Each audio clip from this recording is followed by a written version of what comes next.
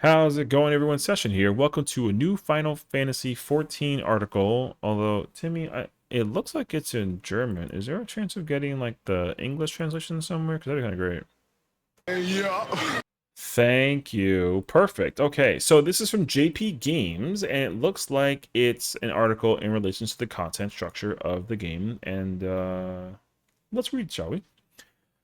JP Games says, you weren't surprised by the mixed reactions to Dontriel. As you said here in Cologne a year ago, another year has passed since then, and you've got a whole lot of new feedback. Would you still say that everything is going as expected? Yoshi-P says, firstly, FF14 is a live service title. It always is the case that we constantly look at player feedback and we improvise based on what we see. Of course, from time 1 year ago, it's not the case that we would continue our development without referring to the player response at all. We're constantly adjusting and tweaking and improvising where we can respond to player feedback when they're creating content, which understandably is valid because they have like a schedule. You know what I mean? Their schedule is over the course of like 4 to 5 months, maybe even like longer, in terms of when they make content and deliver it. And some content obviously like people they're needing for like to hire and design and function and flow. And so um sometimes when they have to deal with like a response to something, it definitely like throws like a wrench in the plans. So sometimes content takes even longer to come out. However, I would say that for me personally, since their initial release of Dawntrail and what it was back then and what it is now, I would say that they've been actually hitting the mark on what they have been expecting us to look out for, content wise, and they've been achieving it. And I hope that they still feel that way. But also, I'm under the impression that they're going to be making like a change. So let's continue.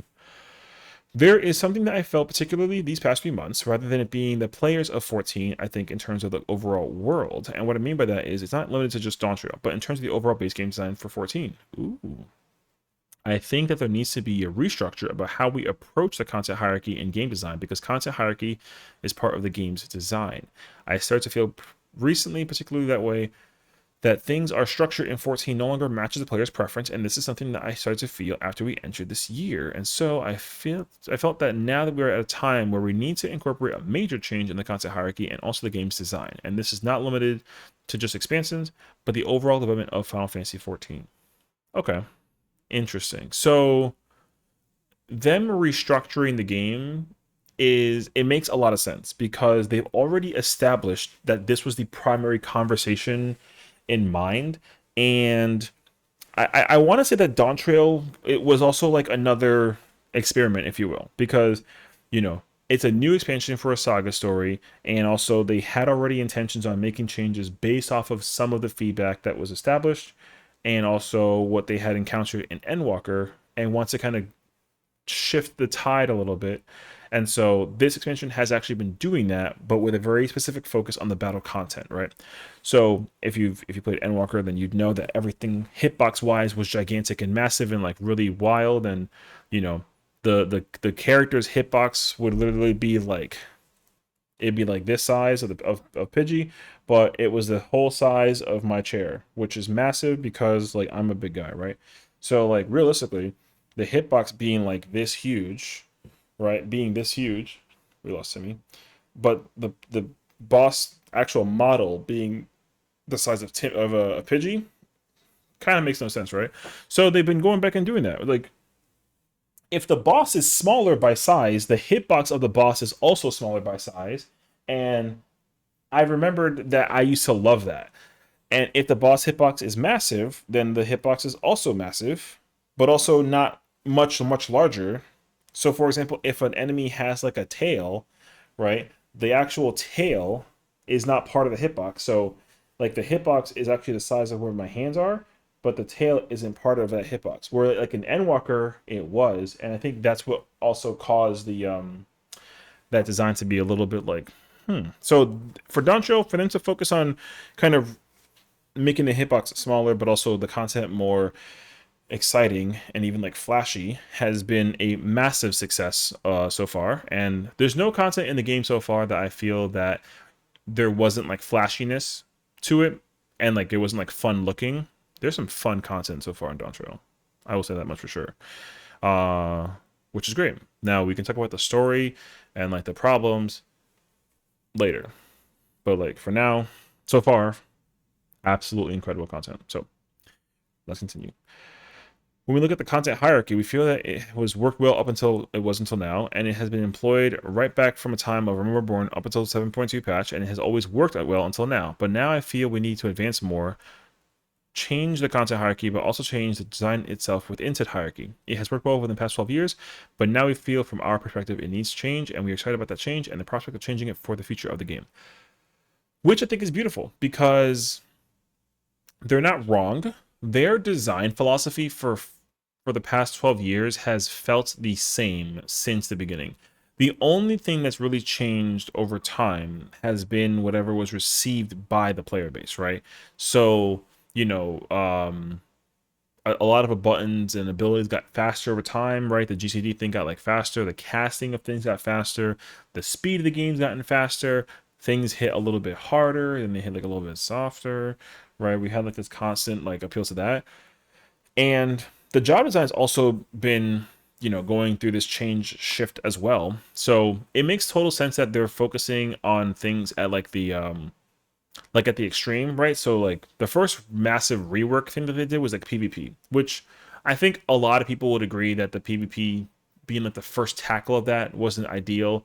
They should have first tackled PvE because the amount of PvP players is like very minuscule. But they're also trying to like heavily push PvP as like a concept that people can get into, which is good though because like people are really into PvP, and I like that because they still make content for it.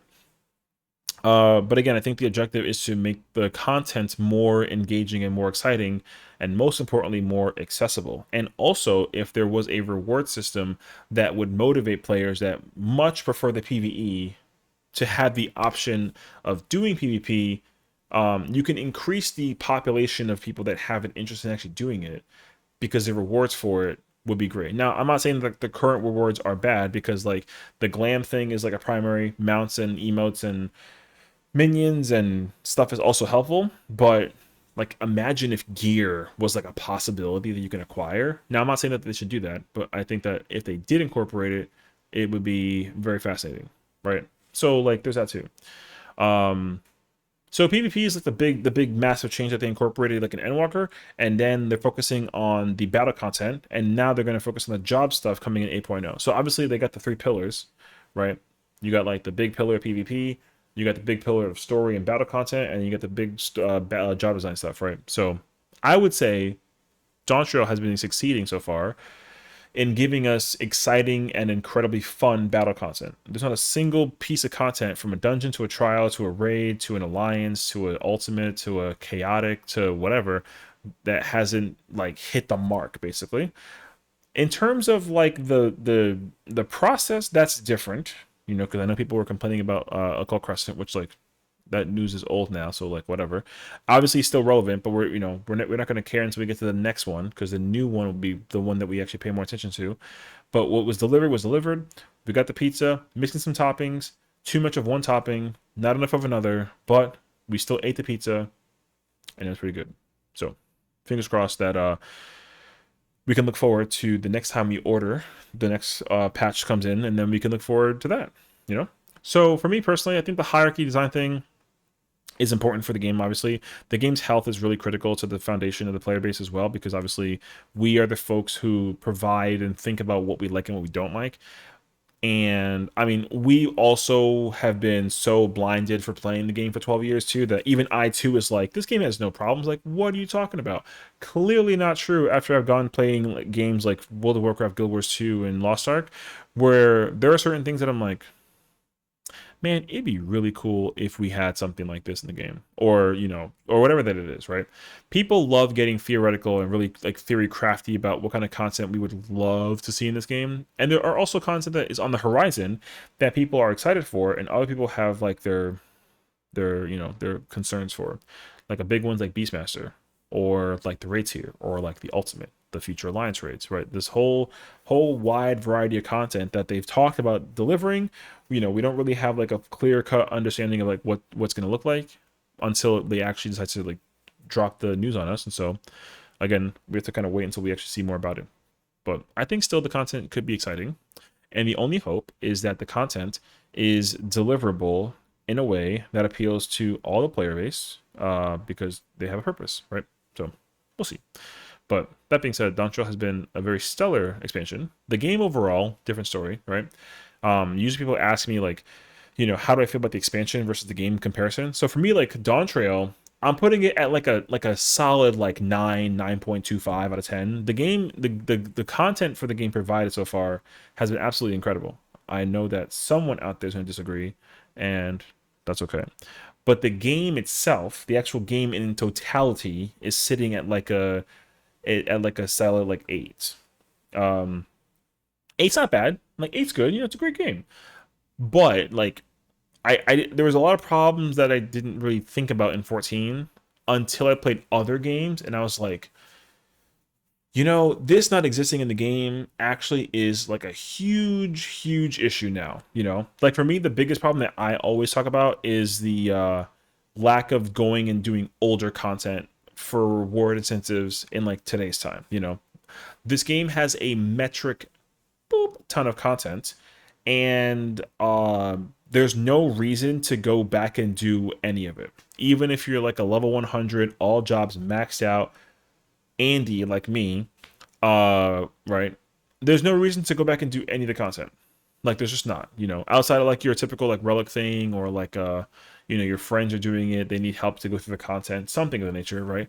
But for me, like I don't have to log in and play anything older wise, because there's no reason for it. And that's the number one change that I like desperately hope that they find a way to incorporate. And so if the content hierarchy allows that kind of functionality, because they say that they're going to try and change the content within itself, not only for the expansions, but for the entirety overall development of 14, because the game can still improve even if it's towards improving on older content, right? They're still updating like models for older stuff. So that all kind of counts, right? So I'm hoping that they put that into consideration also when it comes to design for older stuff. Like for me, I have my own thoughts and feedback about that, and I'll make that like a separate conversation. But I'm hopeful that the overall development of the game will improve as well because of what they learned over the course of 12 years. And so making a major announcement, like a change in the content hierarchy, is something that I think can be of great appeal. And so fingers crossed that they actually commit to it. So we'll see. Continuing onward. This sounds very interesting and above all substantial. Could you perhaps explain these changes in a little bit more detail? If I start talking about this, I think I need about 2 hours, but he's not wrong, actually. He needs a live letter to explain that one single topic of conversation. It's crazy, actually. I talked a little bit about this in the last live letter from the previous live. It was in Japanese, but used some content to explain the first steps of the approach. If players haven't seen these yet, I really appreciate if they could take the time to rewatch that. First step in that direction, we released some patch content in 7.35. I really appreciate it. Talking about potential viewers. If players take the opportunity to play that content, and I'd love to hear their feedback. It would be great to hear whether they thought it was fun or not, whether they have any feedback about things they want to change. This new content that will be coming in the patch is called Pilgrim's Traverse, so I really love players to check it out and their thoughts. See, here's my thing. Maybe I'm just like blind and I have like no idea, but I know that he wants us to provide thoughts about whether the content is fun or not, and like feedback about changes and whatever. I would love to know, and if you know the answer, like please do tell me, because I actually have no idea. I'd love to know where to go in order to provide that content feedback. You know what I mean? Because as far as I'm aware, YouTube videos, Twitter posts, Reddit threads, and even the forum are like 4 piece locations and where content is provided in terms of like feedback and thought processes and whatever. But I'd like to know like which one is the one that they look at first. I think that would actually be interesting. I'd like to understand where that is located, because if you tell me like, hey, the 14 team looked at this first in terms of understanding content feedback, then all of a sudden now you kind of pique my interest, and I'd be more than happy to provide feedback about where and what I think could use improvement based off of my experiences, and hopefully we can have like an open discussion with the community and meet like a middle ground where it's like, okay, cool, like if I feel this way and you feel that way, how do we like middle it so that it can be delivered to them and make us both happy? You know what I mean? Because obviously we want to all be happy, and so fingers crossed that we know what that is, because I have no idea. I mean, I'd like to think Twitter, but like I'm not sure. Okay. I will try and provide a summary and try and keep it short. So when Armor Reborn was originally released 12 years ago, of course, that's the starting point of the game as an MMORPG, and it's inevitable that there isn't enough content in the game. True, because ARR had nothing in comparison to where it has now. So of course, when we want to introduce new content, we want to introduce it and update it as quickly as possible. And in the starting days of an MMORPG, that is the only thing you can do to expand it. When we think about how we can efficiently produce content and quickly release it, that forms the basis of the base game design of the game and releasing content. And that basically formulates what we call the content hierarchy in the base game design for Final Fantasy XIV. Yeah, so ever since how they were releasing content 12 years ago, them doing it over the course of 12 years, how they have been doing it has been the same formula through and through, and that makes total sense to me too. So, I guess I'm wondering also if you could ask or answer his question, right? Or I mean, I'll formulate it into a question. It's like, what is a piece of content that you would like to see them be brought into the game if they were going to change the hierarchy, you know? And don't tell me that the game sucks and it's washed. I'm just going to delete the comment. So don't be weird. But no, genuinely, right? Like, if there's one piece of content that you would like to see in this game, it doesn't matter what it is, right? Like, what is it? You know what I mean? Like, I'd be curious to know, like, what kind of appeals to you design-wise. Because I think that you can have, like, a myriad of ideas that kind of incorporate it.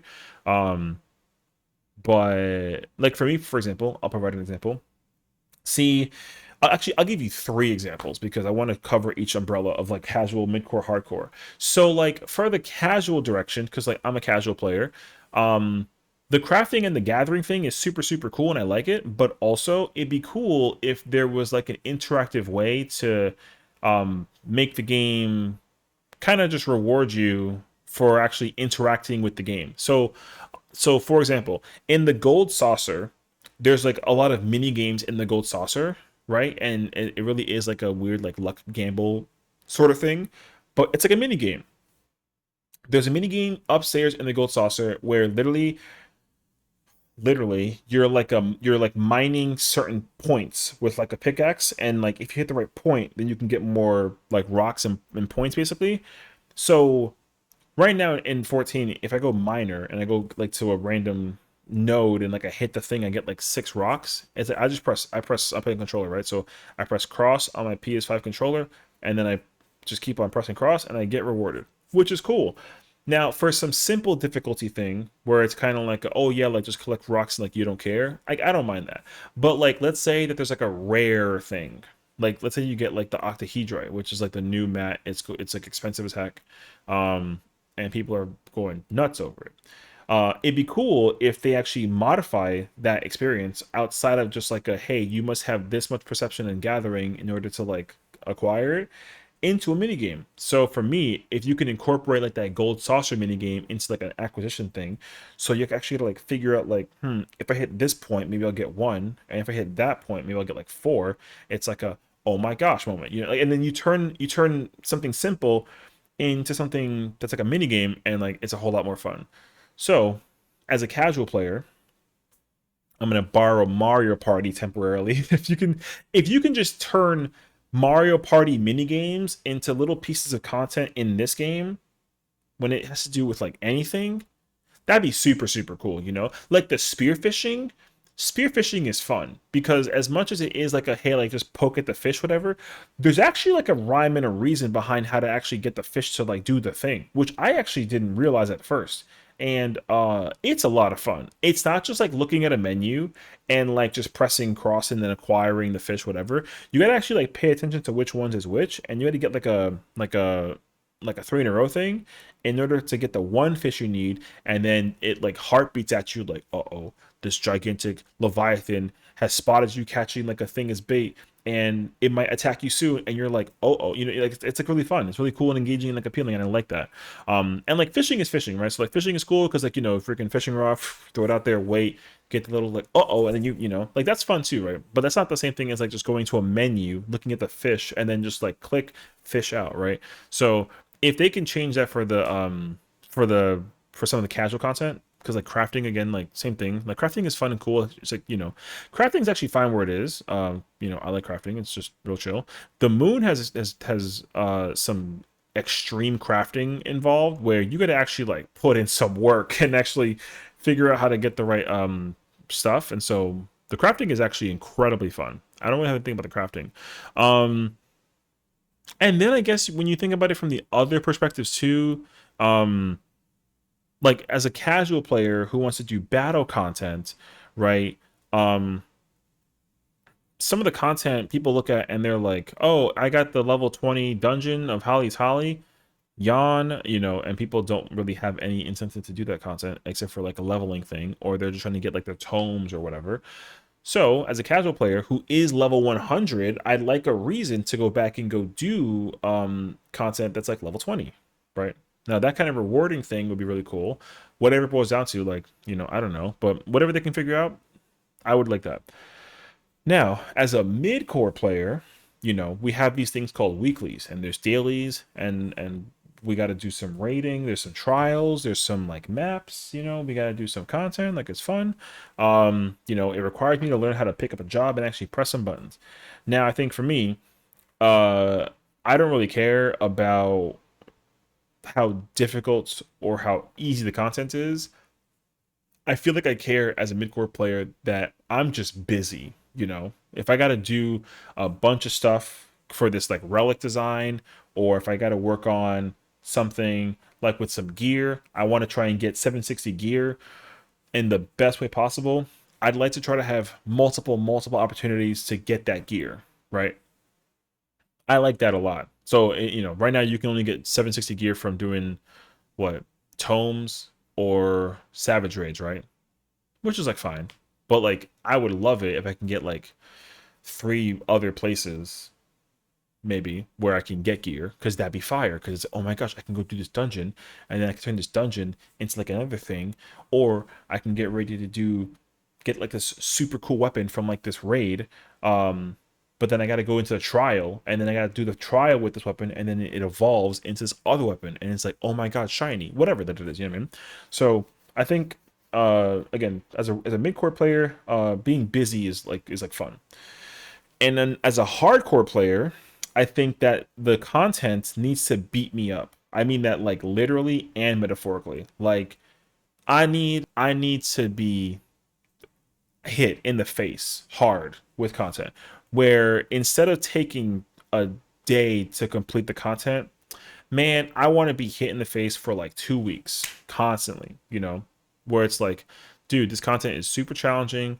It's like blowing my mind. I don't understand like how whatever. I need to practice. And I gotta hit the training room. Freaking, boxing up in the gym and practicing. And it's like, okay, cool. I'm ready. Let's do this. And then immediately get knocked out again. You know what I mean? So as a hardcore player, I think what's really important to me is that like the hardcore content is challenging, and also offering like a, hey, there's no limits to how much we're gonna beat you up. So just be prepared, right? Because the thing is like, I'm doing Fur right now. The ultimate is a lot of fun to play, and I'm playing it as a tank, which is what I mean. So like it's really easy to just kind of like go back and just go practice. I like practicing in ultimate. It's like a fun way to kind of keep myself like mentally engaged with how I can like learn how to play the job and feel good playing it. And also, as a hardcore player, I could always use practice, because like I'm not the best player in the game, but it feels good when I'm looking at something and I'm like, hey, this works and I like it, so I'm gonna keep it, right? Boom. Now, realistically, um, the reward for acquiring stuff for doing that content is obviously like the appeal. But the thing is, like, you can always do that kind of content with one job, and like, there's not much incentive for other jobs unless you have the mental stigma of like, I can do this fight as a tank, but now it's time to learn how to play healer. And unfortunately, the game ends up changing up entirely, right? Because going into an ultimate with a tank is one thing, but doing it as a healer is entirely different thing. But it's fun and exciting, but it's also same content. So I think that having again, it's a lot to ask for, but having a wider range of hardcore content where it's like, hey, this might take you like 6 months to beat, and I'm like, sign me up. I like that, right? Not hey, let's take off a vacation for a week and let's clear the content in 3 days and then never go back into it again. See, that I don't like, because I want a reason to go back and go do the content and have fun with it, right? So that's how I kind of see it. So with all of this hierarchy into conception, The challenge is making content that appeals to all three player types, right? Because I think for the past 12 years, their focus has been making content strictly for the hardcore that doesn't appeal to the midcore. Making content strictly for the midcore, but doesn't appeal to the hardcore or the casuals, obviously, right? And then making content for the casuals that don't appeal to the midcore and the hardcore. And that's what it's been. And Yoshi-P already talked about this, but with 7.3 Pilgrim's Reverse, the objective is to make content that it appeals to all three people. And that makes total sense to me. So that way there isn't like this divide between people. It's like, hey, this content is for all three of y'all. And we can all suffer together and have fun at the same time because at the end of the day, it's a video game and it's a live service game and things have to be changed constantly, even things that are old and things that are new. And hopefully they kind of put all that in like a big circle and everybody can kind of just go. It's like going to Disneyland, you know what I mean? You're in line, you're gonna get the ticket, you get the scan, you pay in, you go in, you turn the turnstile over, boom, Disneyland. All this content is available. You gotta just pick a direction and where to run. So the casual player might run that way, but the hardcore player might also go that way. The midcore player might go that way, and the other casual might go that way. But the content available eventually to all of them. So you're gonna obviously like go around the entire park. So that kind of design will be fire. All right. Where were we? I don't even remember. I think we talked about the simple summary thing for the MMORPG. Yes, we did. Okay, so at this point, he helps us with sweets on the table for illustrative purposes, taking 2 packets of each type of sweets, and each of these 3 types of sweets correspond to formal content. Okay, we have hardcore content, battle content, casual player content, and midcore. I literally just talked about this. If you have 2 types of each, there's 6 types of content. Interesting. From a developer's perspective, we would broadly categorize the community of players into different groups, and we plan based off of that. So we would have release content based on that plan, tailored towards a specific group of players. That means as developers, when we're working on certain type of content, we can think about this content being only for a certain type of player. On the other hand, for this type of content points at the hardcore, when we're producing it, we don't think about the casual players, and for the past 12 years, we've been carrying out our development based on this policy. Which makes sense because some casual players are literally like ultimates. I can't do them, and therefore I don't care, and that's like a little unfortunate. However, I think that there's like a way to like kind of give some common ground. Honestly, like ultimates should be only for hardcore in terms of the challenge and the reward and the appeal for sure. But I think that if casuals wanted their own version of an ultimate, which I don't know how that's possible, but there should be some way for them to kind of mirror it, like meander over in like this direction, because casuals can eventually do ultimates. Like it's not out of the realm of possibility for them. Um, I wonder what that's going to mean for them then if they actually try to make that thing, because you know, mid-core players kind of gravitate between both extremes. But if a casual player, because I'm thinking I have a friend who's like a super casual, he's very chill. Um, if he will never ever step foot into an ultimate, but he likes looking at shinies, like the weapons. So I guess the question is like, how do you provide content that's shiny and cool to a person who doesn't even want to like go do an ultimate? Actually, like a really good question. I don't know. Okay. If we continue to follow this policy and to provide an example from the casual player's perspective, from their perspective, even though this content is implemented in the game for the hardcore players, it's almost the same as being non-existent to them. And on the flip side, from a hardcore player's perspective, that content is also non-existent. But when we say to them and refer to them as all the sweets, it's like, hey, look how much you got to play. And this policy we had went well, but I could say it went too well because now we've created so much new content that the players are telling us, well, this content has nothing to do with me, so therefore I don't care. And that makes sense because I think a lot of people I think the big problem right now for like a lot of 14 players in general, um and like don't take this the wrong way, I think a lot of people are just like bored. But the other thing is that their hierarchy design philosophy for the past 12 years is like, hey, every 3 to 4 months, we're gonna just bring you like a brick of content, and you can do it over the course of 3 or 4 months until we bring you more content.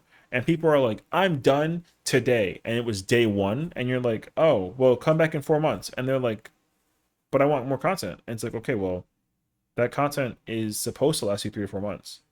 So like you gotta come back when we're ready. So the person's like either, okay, well, I guess I'll just AFK and Limsa until you bring that back. So like I'll be here.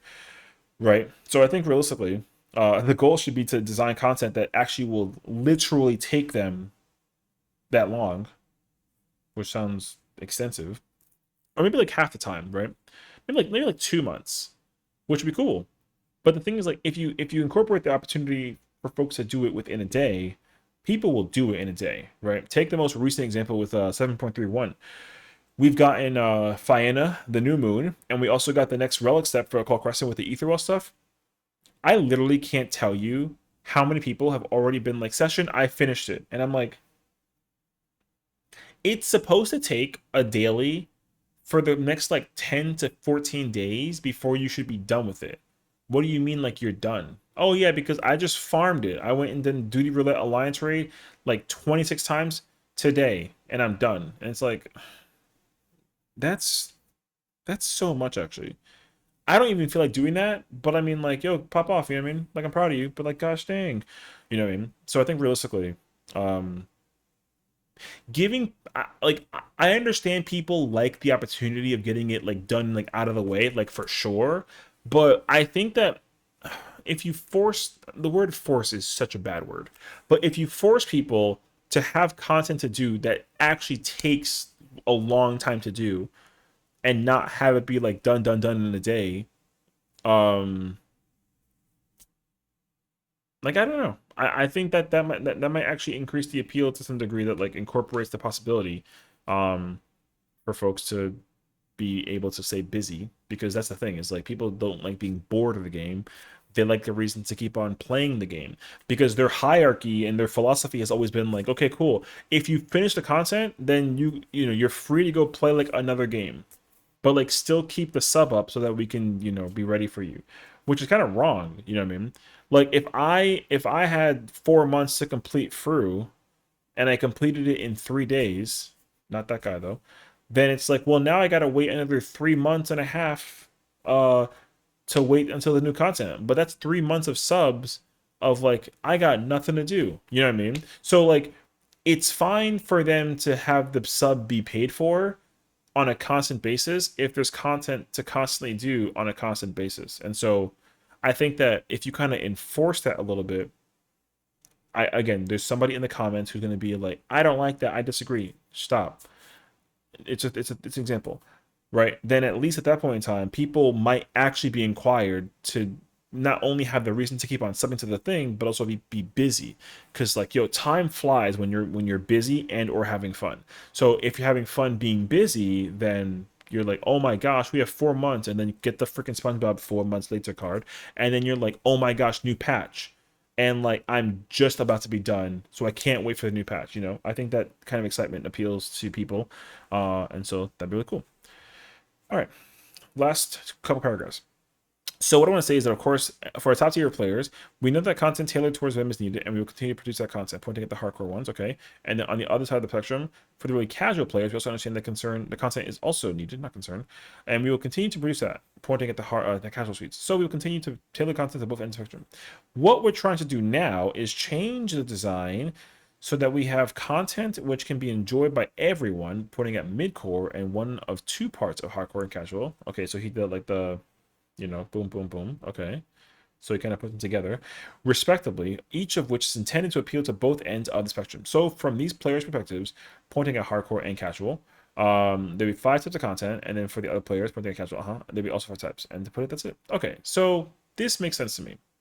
Making content available for everybody is great. So, and I think that there was also a thought process that people were concerned for, because if they make a type of content. Like for me, I said this before, and I got hate. I got like some flack for this, but I'm gonna say it again. If they release a piece of content, let's just use a trial for an example, because like it's a boss fight thing, right? If you do a trial, and if there's a normal version that's related to the story, that makes sense. If you have like a, hey, like if you're a casual player who enjoyed this trial, hey, try like this little like more challenging version where like the boss hits a little bit harder, mechanics are a little bit more like and the fight is only like a little bit longer. So if the normal trial is 10 minutes, hey, this hard version is like 12, right? Boom. Then let's say they make like a another more difficult version called an extreme, where it's like, hey, listen, you can't make any mistakes, you know, and we'll give you an award that you can only get from the extreme. and you can use it in battle content like an ultimate and or even like a raid thing, and it potentially could be the best piece of gear you can wear in the game. Boom. And you get a mount that you don't get from the hard version that's different and also very special, right? Or something. And also, you get a reason to farm it. But it's not only 12 minutes, it's actually 15 minutes, and it's got a tight DPS check. You got to survive every boss mechanic available, and it's very hard. Bye, right? Now you got a piece of content that appeals to each player type, which I think is cool. So if a hardcore player is gonna go do that trial because it's extremely hard, then that would be appealing. And what's crazy is that it used to be that way. But the reward system kind of sort of did incorporate that. So if the reward system kind of enables that opportunity for all three player types to actually do this one piece of content, but there's like three difficulties, that at least to me is like a stepping stone in the right direction. Now, Pilgrim's Traverse is doing that, sort of, where Floor 99, you're fighting the final verse. And the final verse is going to be the normal version of the boss fight. Not easy, but still existent. Now, fighting that boss fight will probably be not too bad, considering that it's like you can go in with 4 players. It'll probably still be difficult if you're doing it solo, which is good. But there's like this new difficulty called Quantum, and then spending like the I forget what they're called already, but like the ciphers, if you will. You can actually spend a certain amount of ciphers in order to make the boss hit harder, have more difficulty mechanics, and even have it be near ultimate level. Well, guess what? Now you've created casual content that appeals to the hardcore and even is engaging for the midcore because they can kind of teeter between both versions. I think that's fire. And so I'm hoping to look forward to the idea of the Occult Crescent content. Not Occult Crescent, sorry. Deep Dungeon content being like super incredible because of that appeal. Because you're going to have the first piece of content ever in history, technically, that appeals to all the player base on release and incentivizes them for actually taking on the higher challenges. Now, someone's going to say there's no reason to do the lower difficulty one because, like, why not? But the thing is that, like, there is reason because if you're like me, a bad player who's very bad at the video game, want to go do the content at the lowest level to kind of get immersed in like the practice thing, and I just want that one reward and like nothing else, then I'll do it at the lowest difficulty to get that one reward and nothing else. But then if I want to be like a good player and go for the higher reward, well then I gotta take on that challenge, but it's gonna beat me up. Well then I like that, right? So that's at least how I want to perceive it. And so I hope that other people perceive it in a similar fashion that generates excitement for them to do the content. And that's going to be cool. So I tried to explain it very simple. I didn't. I did this for like 40 minutes, so I'm sorry. But what we're trying to do will require us approaching all designs and also changes in the workflow. And I think that we're doing something new. It is necessary for us to move forward. And at this prospect, I'm super excited. But this is total concept of what we're doing. There's so much behind it that if there was an opportunity to go to some sort of games conference and maybe even Pinto was talking about it, future live letter, that'd be great. At the end of the day, though, players don't really think about this that much. All they need to know is that the development team is working on something, and because of that, if players would be interested and motivated to provide us their feedback, that'd be great. Which again, let me know where, and I got you. And there you have the article. Thank you for the English translation. Thank you, Link, for being in the background. Really cool article. I think like TLDR, they're gonna change the formula after 12 years. And so therefore, look forward to that. And I think that's going to be exciting stuff. And I'm looking forward to it as well. And I hope that you guys are as well. So I will put the link for the article in the description. And like I said, let me know your thoughts. Don't tell me that the game is washed or bad or whatever, because again, I'm gonna just delete the comment. Be be intrigued to give a comment on what your thoughts are and how you might want to see the game evolve. But don't tell me that this game is hopeless because like that's just so pointless. But that'll be me, and I'll see you guys all later. So enjoy the article. It's a good read. I enjoyed it as well. So take care.